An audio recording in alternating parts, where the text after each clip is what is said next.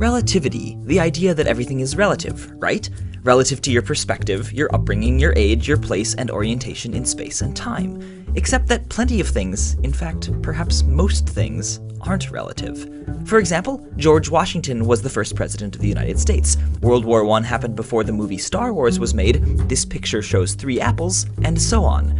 It is true that certain things are relative to one's perspective. Is the apple on your left or my right? Is 50 degrees Fahrenheit hot or cold?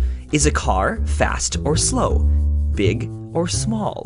And the fact that they're relative is precisely what makes these concepts less interesting to scientists. In physics and in most science, anything that changes if you change perspective can't be a fundamental property of the universe. Only things that are absolute are considered physical or real. And for a long time, physicists thought that distances in space and intervals of time were absolute fundamental properties in the universe. The special theory of relativity, first described by Albert Einstein, was merely a statement of the realization that we were wrong. Distances in space and time are actually relative. They change depending on how fast you're moving.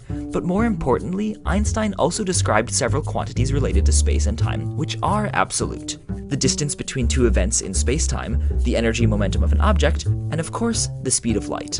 Similarly, the general theory of relativity was essentially the recognition that in fact neither the acceleration nor the gravitational field experienced by an object are absolute quantities. Accelerations can transform into gravitational fields, and vice versa, depending on your perspective and the path you take through space-time. The more fundamental absolute quantity is the curvature of space-time, which you can think of as a kind of underlying or absolute gravity.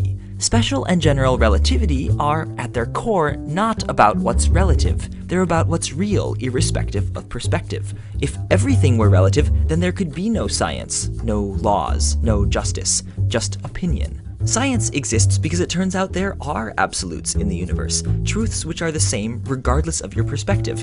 You might even say that science is simply about finding the truths that will still be true if you remove the scientist. So, goodbye.